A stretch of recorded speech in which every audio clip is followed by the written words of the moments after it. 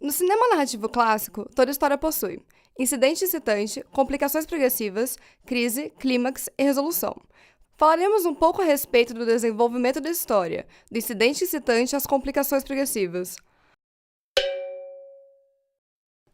O mundo da história é definido por 4 dimensões: o período, duração, localização e nível de conflito. Em todas as histórias formulamos alguns questionamentos. Do que meus personagens sobrevivem? Como se divertem, rezam, fazem amor? Qual é a história pregressa das personagens? Qual é o meu design de elenco? Cada personagem deve estar lá com um propósito. O primeiro princípio do design do elenco é a polarização. Se duas personagens reagem da mesma maneira a qualquer coisa que aconteça, você deve juntá-las. São 3 as palavras a serem consideradas se você busca ser reconhecido e respeitado como artista original: autor, autoridade e autenticidade. São 2 os princípios do envolvimento emocional dos espectadores: empatia pelas personagens e autenticidade. Nós devemos acreditar no que está na tela. A autenticidade está em selecionar os detalhes que serão mostrados, deixando que a imaginação do público complete um todo consistente. Além disso, deve haver uma credibilidade tanto nos comportamentos das personagens quanto na história. De evento em evento, causa e efeito devem ser críveis e lógicos. Em algum momento, enquanto você cria seu universo, você enfrentará as seguintes questões: como eu coloco minha história em movimento? Onde eu coloco esse evento crucial? Um incidente excitante deve ser um evento dinâmico, totalmente desenvolvido e desarranjar radicalmente o equilíbrio de forças na vida da protagonista. Esse desequilíbrio pode assumir um viés positivo ou negativo. É importante também que a protagonista tenha qualquer reação em incidente excitante, da forma como for adequada à personagem e ao mundo em que vive.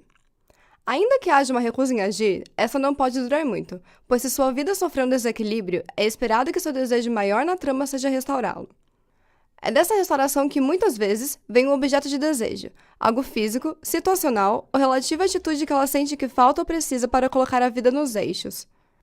Para muitas histórias, isso parece ser o suficiente. Porém, as protagonistas que mais admiramos tendem a ser aquelas cujo desejo se manifesta não apenas de maneira consciente, mas também inconsciente. Aquelas que, não importa o que busquem conscientemente, demonstram ao público querer exatamente o oposto. A espinha é o desejo profundo e o esforço da protagonista para restaurar o equilíbrio da vida. Todos os demais aspectos da história, cada imagem e palavra, é um aspecto da espinha, que atua como o núcleo do desejo e da ação. Se a protagonista não tem desejo inconsciente, é o consciente que passa a tornar-se sua espinha. O desejo inconsciente, porém, prevalece sempre que existir, sendo mais poderoso e durável, garantindo maior complexidade à personagem. O incidente excitante pode ocorrer apenas de 2 formas: por coincidência e por decisão. Se for por coincidência, pode ainda ser trágico ou fortuito. É importante ainda que o incidente excitante da trama central ocorra na tela, não na história pregressa e nem entre as cenas. Isso porque, a partir dele, o público é incitado a criar curiosidade sobre a história. Além disso, a partir desse incidente, é incitada no público a ideia de uma cena obrigatória de desfecho, um confronto final que satisfaça a expectativa criada e que terá que ser visto antes da história acabar. Em regra, o incidente excitante ocorrerá ainda no primeiro quarto da narrativa. O normal é que em uma longa-metragem de 2 horas, o incidente se localize na primeira. Pode ser logo no início ou 15 minutos após.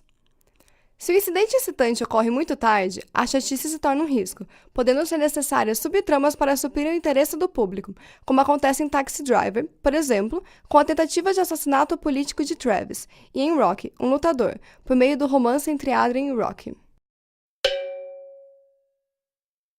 A qualidade do incidente excitante deve ser pertinente ao mundo, às personagens e ao gênero. É preciso se questionar: ele desarranja radicalmente o equilíbrio das forças na vida da protagonista? Desperta o desejo de restaurar o equilíbrio? Inspira na personagem um desejo consciente ou inconsciente por seu objeto? Se faz tudo isso, então ele pode ser tão pequeno como uma magnata da moda te olhando de cima a baixo daquele jeito.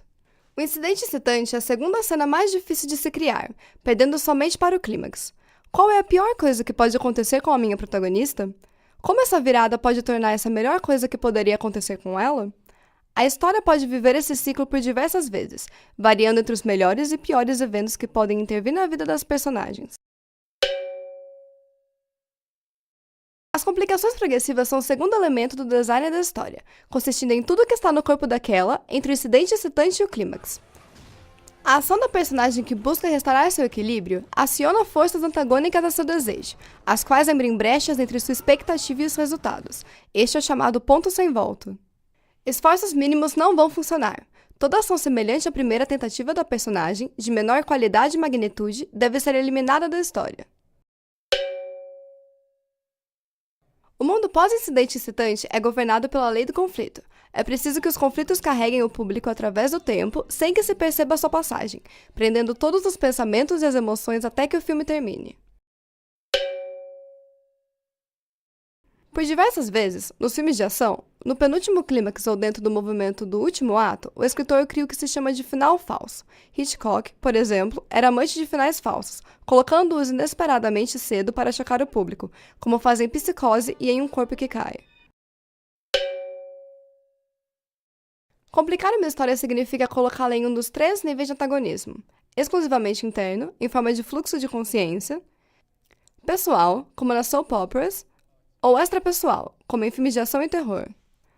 A complexidade, por outro lado, será atingida quando o escritor colocar suas personagens em conflito em todos esses 3 níveis ao mesmo tempo. Se filmes complicados são caracterizados normalmente por grandes elencos, múltiplos sets e locações, filmes complexos podem ser formados por histórias ricas, mas dotadas de uma notável simplicidade, como em Amnésia. É importante lembrar que todas essas regras tratam-se de meras convenções, as quais o escritor poderá quebrar ou entortar de acordo com a sua vontade no decorrer de seu processo de criação. Para Robert McKee, no entanto, há somente uma razão aceitável para se livrar dessas convenções: colocar algo mais importante em seu lugar.